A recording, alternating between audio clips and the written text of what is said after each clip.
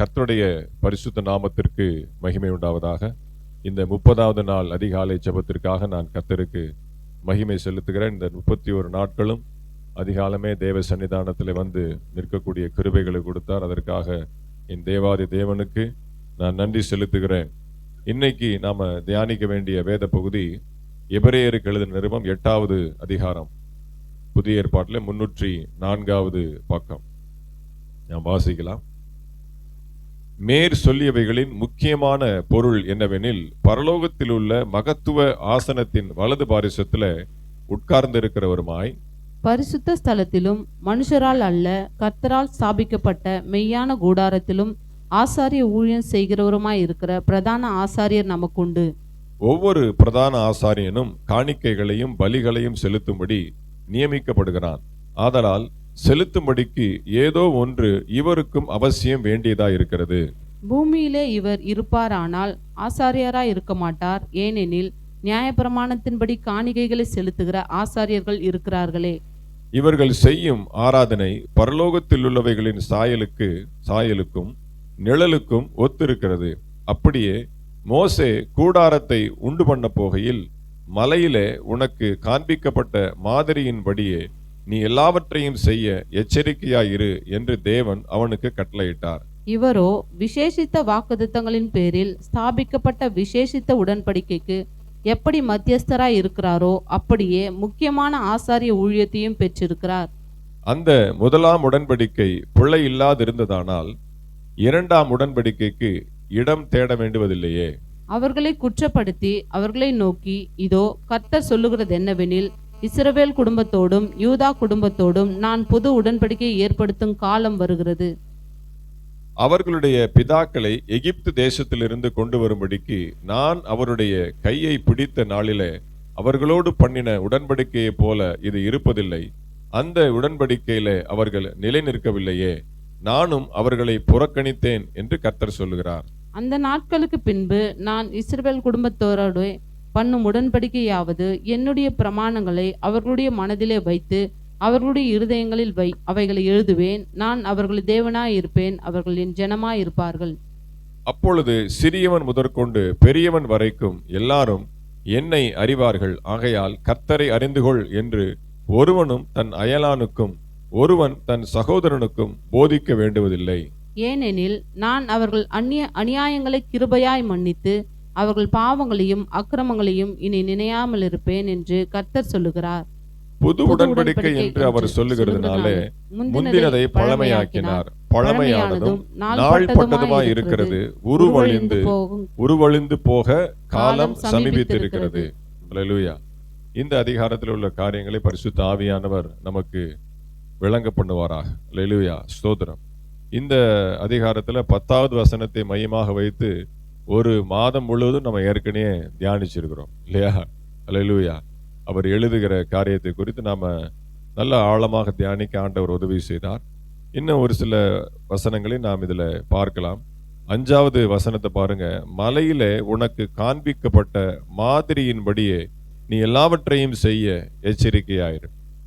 அப்ப அன்னைக்கு மோசேக்கு மலையில ஒரு மாடல் காமிச்சு என்ன பண்ண, அதே மாதிரி ஒரு ஆசரிப்பு கூடாரத்தை நீ செய்யணும் அப்படின்னு சொல்லி ஒரு மாடலை காமிச்சார். இன்னைக்கு என்ன பண்ணார்? அவரே மாடல் ஆயிட்டார். தம்முடைய அடிச்சுவடுகளை பின்பற்றும்படி மாதிரியை பின்வைத்து போனார். தாம் பட்ட பாடுகளினாலே அவர் என்ன பண்ண, அவரை மாடலா வச்சுட்டார். என்னைய பார்த்து நீங்க என்ன பண்ணுங்க, ஃபாலோ பண்ணுங்க, நான் தான் உங்களுக்கு மாடல்.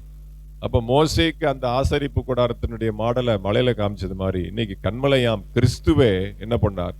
வாழ்ந்து காண்பித்து இப்படித்தான் வாழணும் அப்படின்னு சொல்லி ஒரு ரோல் மாடலாக, ஒரு மென்டராக ஆண்டவர் என்ன பண்ணார்? நமக்கு முன்பாக வாழ்ந்து போயிருக்கிறார். அந்த காரியத்தை நம்ம தியானிக்கலாம். அடுத்து இன்னைக்கு நாம் முக்கியமாக ஆழமாய் சற்று தியானிக்கக்கூடிய வேத பகுதி என்ன அப்படின்னா, 13ஆம் வசனத்துல சொல்லப்பட்டிருக்கிறது. அதனுடைய கடைசி பகுதி ஃபுல்லா கூட நான் வாசிக்கிறேன். புது உடன்படிக்கை என்று அவர் சொல்லுகிறதுனால முந்தினதை பழமையாக்கினார். பழமையானதும் நாள்பட்டதுமா இருக்கிறது உருவழிந்து போக காலம் சமீபித்திருக்கிறது. பழமையானதும் நாள்பட்டதுமா இருக்கிறது உருவழிந்து போக காலம் சமீபித்திருக்கிறது. அல்லேலூயா. கொஞ்சம் கவனமா வாசிக்கணும் அந்த பகுதியை. அதாவது நாள்பட்டது ஒன்றும் இல்லை, நம்ம வீட்டில் ஒரு சாப்பாடே செய்கிறோம், சாம்பார் வைக்கிறோம், ஒரு குழம்பு வைக்கிறோம், அது நாள் பட்டுச்சுன்னா என்ன ஆயிரும்? அது பூசணும் புத்தணும், அது கெட்டு போயிடும், அதை சாப்பிட முடியாது. அது சூடு பண்ணாலும் அது ஒன்றும் சாப்பிட முடியாது. அது ஃப்ரிட்ஜில் வைக்கலன்னா என்ன ஆயிரும்? கெட்டு போயிடும். திடீர்னு பார்த்தீங்கன்னா அப்படிதான், நைட்டு ஃப்ரிட்ஜில் வைக்காமல் போயிடுவாங்க, பார்த்தா வெளில இருக்கும், எல்லாம் திறந்துருக்கும், பார்த்தா என்ன ஆயிரும்? அது கெட்டு போயிடும், பழமையானதும் நாள் பட்டதும் ஆயிடுது. அப்போ அதே மாதிரி சில காரியங்களை நம்ம இன்னைக்கு தியானிக்கணும். அதாவது இங்க நம்ம இந்த அதிகாரத்துல நம்ம முக்கியமா பார்க்கறது அப்படின்னா, நியாயப்பிரமாணம் அழிவுக்குள்ளது அப்படிங்கிறத சொல்லி முடிக்கிறாங்க இல்லையா?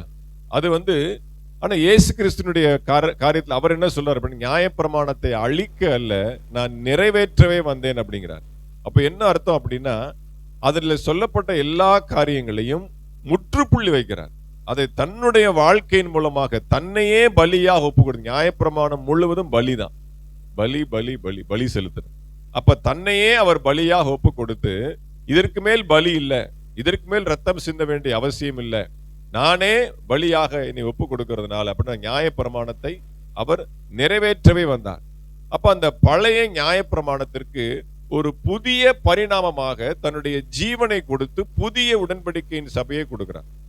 இதுவே நான் உங்களுக்கு கொடுக்கிற புதிய கற்பனையா இருக்கிறது.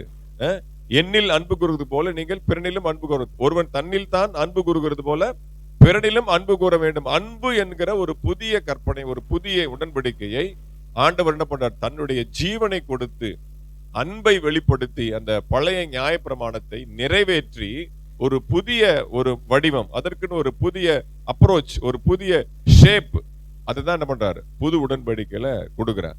வாசிங்க 2 கொரிந்தியர் புஸ்தகம் 3வது அதிகாரம் 9-14 வரைக்கும் வாசிங்க. 2 கொரிந்தியர் 3வது அதிகாரம் 9-14 வரைக்கும்.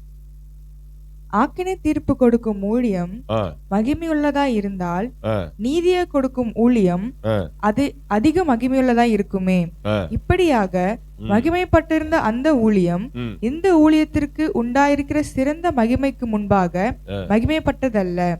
அன்றியும் ஒழிந்து போவதே மகிமையுள்ளதா இருந்ததானால் நிலைத்திருப்பது அதிக மகிமையுள்ளதா இருக்குமே. நாங்கள் இப்படிப்பட்ட நம்பிக்கை உடையவர்கள் ஆதலால் மிகவும் தாராளமாய் பேசுகிறோம். மேலும் ஒழிந்து போவதின் முடிவை இஸ்ரவேல் புத்திரர் நோக்கி பாராதபடிக்கு மோசே தன் முகத்தின் மேல் முக்காடு போட்டுக்கொண்டது போல நாங்கள் போடுகிறதில்லை. அவர்களுடைய மனது கடினப்பட்டது. இந்நாள் வரைக்கும் பழைய ஏற்பாடு வாசிக்கப்படுகையில் அந்த முக்காடு நீங்காமல் இருக்கிறது. அது கிறிஸ்துவினாலே நீக்கப்படுகிறது. கிறிஸ்துவினாலே நீக்கப்படுகிறது. இதுல எல்லாமே உங்களுக்கு தெளிவா இருக்கும், அந்த பழைய ஊழியத்திற்கும் புதிய ஊழியத்திற்கும். இங்க பாருங்க, அன்றியும் ஒழிந்து போவதே மகிமை உள்ளதா இருந்ததானால் நிலைத்திருப்பது அதிக மகிமை உள்ளதா இருக்குமே. பொதுவா எல்லாரும் என்ன நினைப்பாங்கன்னா, பழைய ஏற்பாடு ரொம்ப விரும்பி படிப்பாங்க. அதுல பாத்தீங்கன்னா நிறைய அற்புதம் இருக்கும், நிறைய அதிசயம் இருக்கும். ஒரு சிலது கொஞ்சம் ஹார்ஷா இருக்கும், வெட்டுறது, குத்துறது, தண்டிப்பேன், கவிழ்ப்பேன், நாட்டுவேன், பிடுங்குவேன், அதெல்லாம் இருக்கும். ஆனால் பாத்தீங்கன்னா பயங்கரமான அற்புதங்கள்லாம் பாத்தீங்கன்னா பழைய ஏற்பாட்டுல தான் இருக்கும். யோர்தானை 2ஆய் பிளக்கிறது, செங்கடலை பிளக்கிறது, மரித்தவன் உயிரோடு எழுந்திருக்கிறது, இப்படிலாம் பாத்தீங்கன்னா மிராக்குலஸ் பயங்கரமா இருக்கிறது பழைய ஏற்பாடு தான். ரெண்டாவது அது கொஞ்சம் சரித்திரமா ஒரு வரலாறு மாதிரி இருக்கிறதுனால அது கொஞ்சம் படிக்கிறதுக்கு கொஞ்சம் சில பேருக்கு அது விருப்பமா இருக்கும், அதிக பேர் அதை விரும்புவாங்க. அப்போ நான் என்ன சொல்றேன்னா, ஒளிந்து போகக்கூடிய அந்த நியாயப்பிரமாணத்தினுடைய ஊழியத்திற்கே அவ்வளவு மகிமை இருக்குமானால், பவுல் சொல்றாரு, நிலைத்திருக்கக்கூடிய இந்த ஊழியத்திற்கு அதை காட்டிலும் எவ்வளவு மகிமை இருப்பது நிச்சயம் அப்படிங்கிறார். அப்போ நம்ம புதிய ஏற்பாடு பழைய ஏற்பாடு என்று சொல்லி பார்க்காமல் அது தேவன் நிறைவேற்றி முடித்தது. இப்போ இந்த கடைசி வசனத்துல எபிரேயர் 8 கடைசி 13வது வசனம் சொல்றாரு, அது பழமையாக்கினார். அது என்ன பண்றாரு? அவர் ஓல்டு சிலபஸா மாத்திராரு. அது பழைய சிலபஸ், இனி அதுல இருந்து கொஸ்டின் வராது. அந்த சிலபஸ் அதுக்காக நீங்க படிங்க, பழைய ஏற்பாடு படிக்க வேண்டாம்னு இல்ல. அது என்னன்னா, அது ஒரு நாலேஜ், அது ஒரு திருஷ்டாந்தம். அதான் மெயினா சொல்ல போனா அது உங்களுக்கு ஒரு பாடம். நீங்கள் அந்த மாதிரி போயிடாதீங்க, அவங்கள மாதிரி நீங்க இருதயம் கடினமாயிராதீங்க, அவங்க மாதிரி நீங்க என்ன பண்ணீங்க, உங்க வாழ்க்கையை நீங்க இழந்து போயிடாதீங்க. 2 பேர் தான் வந்தாங்க கானானுக்கு, அப்ப அதெல்லாம் உங்களுக்கு பாடம். அப்படி வந்துமே என்ன பண்ணாங்க, புதிய கானானுக்கு வந்தா கூட, கானான் தேசத்துக்கு வந்தா கூட பாபிலோனுக்கு மறுபடியும் அடிமையா போனாங்க. இப்ப எவ்வளவோ காரியங்கள், அவங்க எழுச்சியும் வீழ்ச்சியும் அடிக்கடி அவங்களுக்கு வர்றதுனால இந்த சம்பவம் உங்களுக்கு வர வேண்டாம் அப்படின்னு சொல்லி ஒரு பாடமாக நாம் அதை எடுத்துக்கொள்ளலாம். அப்ப அந்த முக்காட்டு ஊழியம், அந்த முக்காட்டு ஊழியத்தை என்ன பண்றோம்? நாங்க போடுகிறது இல்லை. நாங்கள் நித்திய தேவனை, நாங்கள் உயிர்த்தெழுந்த இயேசு கிறிஸ்துவை ஆராதிக்கிறபடினால கிறிஸ்துவினாலே அந்த முக்காடு நீக்கப்படுகிறது அப்படின்னு அழகா அந்த இடத்துல சொல்றார். அப்ப நான் இன்னொரு காரியத்தை உங்களுக்கு முக்கியமா சொல்ல வேண்டியது என்ன அப்படின்னா, இந்த நியாயப்பிரமாணம் அழிந்து போகக்கூடியது, இது பழமையாக்கப்படுகிறது என்று சொல்லி கிறிஸ்துவுக்கு நல்லா தெரிஞ்சாலும் கூட தன்னுடைய வருகை மட்டும், கிறிஸ்துவனுடைய வருகை மட்டும் அந்த நியாயப்பிரமாணத்துக்கு ஜீவன் கொடுத்து கொண்டே இருக்கிறார். அது எப்படி நீங்க பாத்தீங்கன்னா, யோசியா காலத்துல நியாயப்பிரமாண புஸ்தகம் ஆலயத்திலே தேடி கண்டுபிடிக்கிற அளவுக்கு அது மறைஞ்சு போயிருச்சு, அது பழமையாய் போயிருச்சு. அது யாருக்குமே தெரியல, அது யாருமே கண்டுக்காம அந்த நியாயப்பிரமாணத்தை என்ன பண்ணிட்டாங்க? மறந்துட்டாங்க. அது ஒரு ஆசாரியனுக்கு கூட தெரியல. ஆசாரியனே அந்த பைபிளை போய் ஆலயத்துல தேடி கண்டுபிடிக்கிற அளவுக்கு யோசியா காலத்துல போயிருச்சு. அப்ப போனது போனதாவே இருக்கலாம்ல, அது அழிஞ்சது அழிஞ்சு போனதா. அது ஏன் யோசியாவுக்கு வந்து தேடி கண்டுபிடிக்கக்கூடிய அந்த ஒரு சூழ்நிலை ஆண்டவர் கொடுக்கிறார்? ஏன்னா யோசியா பிறப்பதற்கு பல சந்ததிக்கு முன்பாக, பல ஆண்டுகளுக்கு முன்பாக யோசியா என்று ஒருவன் சொல்லி பிறப்பான், இந்த பலிபீடத்தை தகர்த்து போடுவான் என்று சொல்லி வாக்கு பண்ணியிருக்கிறார். அப்ப அது மறைஞ்சு போய் ஒண்ணுமே இல்லாம அது இருக்கிற இடம் தெரியாம போனா கூட மறுபடியும் அதற்கு ஜீவன் கொடுக்கிறார் யோசியா காலத்துல. அப்புறம் நெகேமியா, எஸ்ராலாம் வந்து அதை வாசிக்கும் பொழுது ஜனங்கள் அழுது அப்படியே கீழ்ப்படுகிறாங்க. அப்ப அழிந்து போகக்கூடிய அந்த நியாயப்பிரமாணத்தையே கிறிஸ்து தன்னுடைய வருகையின் மட்டும் அதுக்கு பாருங்க உயிர் கொடுத்துக்கிட்டே இருக்கிறார், அதுக்கு வல்லமையை கொடுத்துக்கிட்டே இருக்கிறார், அதை வாசிக்கிற ஜனங்களுக்கு ஒரு உணர்வை கொடுத்து கொண்டே இருக்கிறார். அப்ப அழியக்கூடிய அந்த நியாயப்பிரமாணத்தை வாசிக்கிற ஜனங்களுக்கு அப்படிப்பட்ட உணர்வும் கண்ணீரும் எழுப்புதலும் இருக்குமானால் நித்திய ராஜ்யத்திற்குரிய அல்லேலூயா கிறிஸ்து இயேசுனுடைய இந்த புதிய உடன்படிக்கையினுடைய இந்த வார்த்தைகளுக்கு, வசனங்களுக்கு, உபதேசங்களுக்கு எவ்வளவு உணர்வு அதிகமா இருக்கணும். அதைத்தான் நான் உங்களுக்கு சொல்ல வரேன். நெகேமியா காலத்துல அவங்க நின்று வாசிக்கிறாங்க, எஸ்ரா வாசிக்கும் போது ஜனங்கள் காலமே துவக்கி மதியானம் வரைக்கும் அழுது கொண்டு மலையில நின்றுட்டு இருக்காங்க. அப்ப அந்த நியாயப்பிரமாண புஸ்தகத்தின் வார்த்தைக்கு உணர்வை கொடுக்கக்கூடிய அந்த அளவுக்கு வல்லமை இருக்குமானால் கிறிஸ்துனுடைய அன்பு, சிலுவையில சிந்தப்பட்ட அந்த இரத்தத்தினுடைய அந்த வல்லமை அதை காட்டிலும் மேன்மையுள்ளதாக, உணர்வை கொடுக்கக்கூடிய வலிமை உள்ளதா இருக்கிறது. அதைத்தான் நான் உங்களுக்கு சொல்றேன். அப்ப தன்னுடைய ஜீவனை கொடுத்து அப்பேற்பட்ட உணர்வுள்ள அந்த நியாயப்பிரமாணத்தை என்ன பண்ணிட்டாரு? பழமையாக மாற்றிவிட்டார். பழமையானதும் நாள்பட்டதும் உருவழிந்து போகக்கூடிய காலத்திற்கு கொண்டு வந்து நிறுத்திட்டார். எதனால? தம்முடைய ஜீவனால, புதிய உடன்படிக்கை ஏற்படுத்தினதால. அப்ப இதுல இருந்து நாம கற்றுக்கொள்ளக்கூடிய பாடம் என்ன? அதான் ரொம்ப முக்கியம். அவர் மாத்திட்டாரு, அவர் அதை ஓல்டு சிலபஸ் ஆக்கிட்டாரு, புது சிலபஸ் கொடுத்துட்டாரு. இப்ப இதுல இருந்து நாம என்ன கற்றுக்கொள்ளணும்? அதைத்தான் நம்ம இங்க தியானிக்க போறோம். வாசிங்க மத்தேயு புஸ்தகம் 9வது அதிகாரம் 17வது வசனம். புது திராட்சை ரசத்தை பழந்துருத்திகளில் வார்த்து வைக்கிறதும் இல்லை, வாத்து வைத்தால் துருத்திகள் கிழிந்து போம், ரசமும் சிந்திப்போம், துருத்திகளும் கெட்டுப்போம். புது ரசத்தை புது துருத்திகளில் வார்த்து வைப்பார்கள், அப்பொழுது இரண்டும் பத்திரப்பட்டிருக்கும் என்றார். அப்ப இது வந்து புது உடன்படிக்கையின் சபை. ஆண்டவர் கொடுக்கிற வார்த்தை வந்து புதிய கருத்து, புதிய உபதேசம், தன்னுடைய ஜீவனை கொடுத்து அன்பை வெளிப்படுத்தினது புதிய நவமான திராட்சரசம். அல்லேலூயா. அப்ப இந்த நவமான திராட்சரசத்தை நாம என்ன பண்ணணும்? புது துருத்தியில வைக்கணும். அப்ப என்ன அர்த்தம்? துருத்தி நாம தான், நமக்குள்ளதான் வசனம் இருக்கு, நமக்குள்ள அவருடைய உபதேசம் இருக்கு. அப்ப நாம வந்து பழசா போயிடக்கூடாது. அவருடைய வசனம் என்னைக்குமே புதுசுதான். அவருடைய வசனம், வார்த்தை, உபதேசங்கள், சத்தியம் எதுவுமே எவர் லாஸ்டிங் நியூ. அது வந்து அது பழசா போகவே போகாது. அவருடைய வருகை மட்டும், அவருடைய ஜீவனை கொடுத்து சம்பாதித்த இந்த புதிய உடன்படிக்கை ஒரு நாளும் அது பழசா போகவே போகாது. ஆனா நாம பழசா போயிட்டோம்னு வச்சுக்கோங்களேன், அது என்ன ஆகும்? அந்த ரசமும் கெட்டு போகும், துருத்தியும் கிழிஞ்சு போயிடும். அல்லேலூயா. நாமும் கெட்டு போயிடும். அதை என்ன அர்த்தம் அப்படின்னா, அந்த ரசத்தை நாம பயன்படுத்தி கொண்டே இருக்கணும், அந்த வசனம் நமக்குள்ள கிரியை செய்து கொண்டே இருக்கணும். அப்ப நாம ஒரு புது துருத்தியா இருந்து அந்த ரசத்தை நம்ம உள்வாங்கி அந்த ரசத்தை நாம பயன்படுத்தணும், அடுத்தவங்களுக்கு வார்க்கணும். அது நமக்குள்ளேயே வச்சுக்கிட்டு இருந்தோம்னா என்ன ஆயிரும்? கெட்டு போயிடும். ஒரு மோரத்துக்கு ஒரு இதுல ஒரு பாத்திரத்துல வச்சீங்கன்னா என்ன ஆகும்? நாள் பட புளிச்சிரும். அது இன்னொரு பால்ல ஊத்தணும், அந்த பால் தயிர் ஆகணும், அது மோர் ஆகணும், அப்புறம் அது இன்னொரு பாலுக்கு போகணும். அப்ப என்ன? அதே மாதிரிதான் உங்களுக்கு கொடுக்கப்பட்ட இந்த புதிய உடன்படிக்கை சபையினுடைய அந்த கிறிஸ்துவின் அன்பை நீங்க உங்களுக்குள்ளேயே பொத்தி வச்சிருந்தீங்கன்னா என்ன ஆயிரும்? நீங்களும் பழசாயிருவீங்க, அந்த வசனமும் பிரயோஜனம் இல்லாம என்ன ஆயிரும்? ஒண்ணும் இல்லாம போயிடும். அப்ப அந்த சூழ்நிலைக்கு நாம் பழைய ஆட்களாக போயிடக்கூடாது. நிறைய பேர் சொல்லுவாங்க, இவர் எங்க சபையினுடைய பழைய விசுவாசிங்க. முதல்ல சொல்லவே கூடாது. யாரும் பழைய விசுவாசி புதுவாசி பாருங்க, 30 வருஷமா இருக்கிறார் பழைய விசுவாசி. இதனுடைய காரணம் என்ன அப்படின்னா, ஒரு சில சபைகள்ல அப்படியே காலங்காலமா விசுவாசிகள் வருவாங்க போவாங்க, எந்த மாற்றமும் இருக்காது, சபைக்கும் பிரயோஜனம் இருக்காது, ஊழியத்துக்கும் பிரயோஜனம் இருக்காது, அவங்களுடைய வாழ்க்கையில எந்த முன்னேற்றமும் இருக்காது. அப்ப இது அவங்க என்ன, ஒரு சேச்சுரேஷன் ஸ்டேஜ், ஒரு தேக்க நிலை. இதுதான் ஆவிக்குரிய வாழ்க்கை, இதுக்கு மேல ஒண்ணும் இல்லை அப்படின்னு சொல்லி என்ன பண்ணுவாங்க, வருவாங்க போவாங்க, ஆராதனையில பங்கு பெறுவாங்க, ஒரு காணிக்கையை போடுவாங்க, அவ்வளவுதான். வேற எந்த ஒரு பிரகாசமா ஒரு புதிய காரியத்தை செய்யணுமோ ஒரு உற்சாகமோ அவங்களுக்கு இருக்காது. ஒரு காலத்துல ஓடி இருப்பாங்க, ஆனா வயசாயிருச்சு அப்படின்னு நம்ம சொல்ல முடியாது. இன்னைக்கும் பாத்தீங்கன்னா வயசானவங்க கட்டில படுத்துக்கிட்டு வாசல்ல வர்ற ஆள் யாருன்னு சொல்லி தீர்க்க தரிசனம் சொல்றவங்களா இருக்கிறாங்க.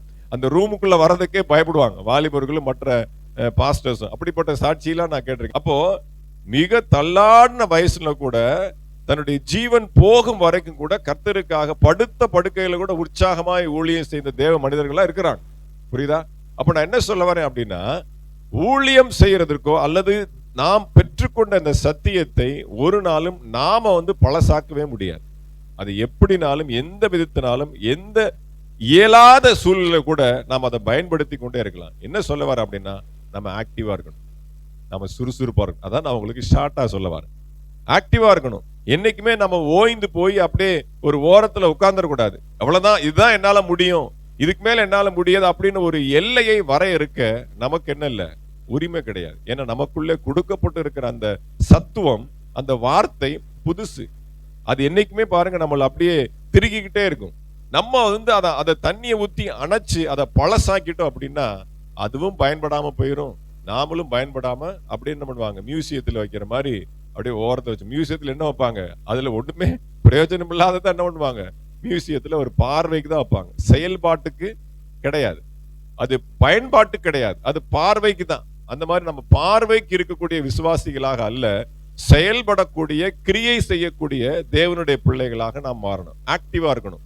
நாம இவங்க பழைய ஆளு, இவங்க அவ்வளவுதான் அப்படின்னு சொல்லி யார் நம்மளை முத்திர குத்தி ஓரமா ஒதுக்கி வச்சிடக்கூடாது. எப்பயுமே நாம செயல்பட்டு கொண்டு இருக்கக்கூடிய செயல் வீரர்களாக நாம் இருக்கணும். கிறிஸ்துவின் போர் சேவகர்களாக நாம் இருக்கணும். வாசிங்க லூக்கா 13:7. அப்பொழுது அவன் தோட்டக்காரனை நோக்கி, இதோ 3 வருஷமா இந்த அத்தி மரத்திலே கனியை தேடி வருகிறேன், ஒன்றையும் காணவில்லை, இதை வெட்டி போடு, இது நிலத்தையும் ஏன் கெடுக்கிறது என்றான். அப்ப பாருங்க, 3 வருஷம் ஆண்டவர் வெயிட் பண்றார் அந்த அத்தி மரத்துல கனியை பார்க்கும்படியாக.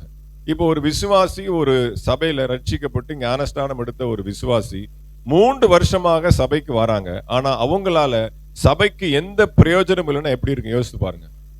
ரட்சிக்கப்பட்டாச்சு, ஞானஸ்தானம் எடுத்தாச்சு, எல்லாம் ஓகே, 3 வருஷமா சபைக்கு போயிட்டே இருக்கிறாங்க. ஒரு ஊழியம் கிடையாது, ஒரு எந்த காரியத்திலயும் ஒரு பொறுப்பு கிடையாது, எதுவுமே செய்யாம அப்படியே சும்மா வந்தோம் போனோம் அப்படின்னு இருந்தா அந்த பாஸ்டருக்கு எவ்வளவு மனவேதனையா இருக்கு யோசிச்சு பாருங்க. இவங்க என்ன பண்ணுவாங்கன்னா, நிலத்தையும் கெடுக்கிறது. எப்படி கெடுப்பாங்க அப்படின்னா, அவ்வளவுதான் பிரதர், நீங்க ஏன் ஓடுறீங்க, ஏன் நீ ஊழியம் செய்யறவங்களை பார்த்து இவங்க பேசுவாங்க, பேசாம வீட்டுல ஒரு 4 காசு சம்பாதிக்கிறீங்களா, உங்க குழந்தை குட்டியை பாக்குறீங்களா, பிள்ளைய பாக்குறீங்களா, ஏன் சர்ச்சுன்னு ஓடுறீங்க? நாங்கெல்லாம் அப்படிதான் ஒரு காலத்துல இருந்தோம், இப்பெல்லாம் பாருங்க பேசாம தான் இருக்கிறோம். அது சபைக்கு வரக்கூடியவங்க தான் பாருங்க வருவாங்க, யாரு வரணும்னு எழுதியிருக்கோ அவங்க தான் வருவாங்க. நீங்க போய் தாங்கறதுனால வந்துட போறாங்களா? பேசாம அவங்க வேலையை பார்த்துட்டு. நிலத்தை கெடுக்கிறது. அல்லேலூயா. பக்கத்துல இருக்கிற ஆளே என்ன பண்ணுவாங்க, சேர்த்து கெடுத்தள்ளிடுவாங்க. அல்லேலூயா. அப்படி அல்ல, நாம் கனி கொடுக்கிறவர்களாய் மாற வேண்டும். கிறிஸ்துவனுடைய மெயினான காரியம், நீ உன்னை நேசிக்கிறது போல பிறனையும் நேசிக்க. அப்ப நீ இந்த அன்பை பெற்றுக்கொண்டது போல, நீ இந்த புதிய ரசத்தை பெற்றுக்கொண்டு நீ ருசித்து இருக்கிற இல்ல, அந்த ரசத்தை மற்றவர்களும் ருசிப்பதற்கு நீ என்ன பண்ணணும், ஆக்டிவா இருக்கணும். அப்படி இல்லைன்னா என்ன பண்ணுவாரு, இது நிலத்தை கெடுத்து போடுகிறன்னு சொல்லி புடுங்கி எரிஞ்சிடுவார். அல்லேலூயா. அப்ப 3 வருஷம் தான் நமக்கு கேரண்டி. 3 வருஷத்துக்குள்ள நம்ம கனி கொடுக்கிறவர்களாய் மாற வேண்டும். நம்ம செயல்பட்டு அந்த செயலுடைய அந்த பயன்பாட்டை, அந்த ரிசல்ட்டை நம்ம பார்க்கிறவர்களாக மாற வேண்டும்.